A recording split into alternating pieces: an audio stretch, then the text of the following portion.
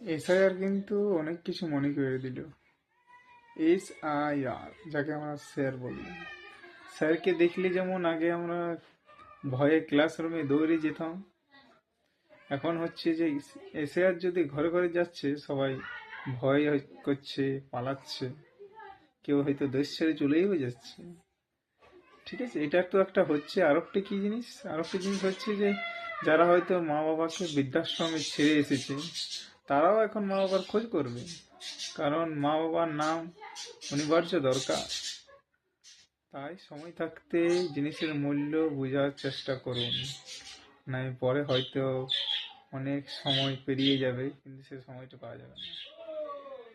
এটাই বলার ছিল। ভালো থেকো, সুস্থ থাকো, সবাইকে আতঙ্কিত হবেন না। সব বুঝিয়ে বলা হয়েছে, সেগুলো মেনে চলুন।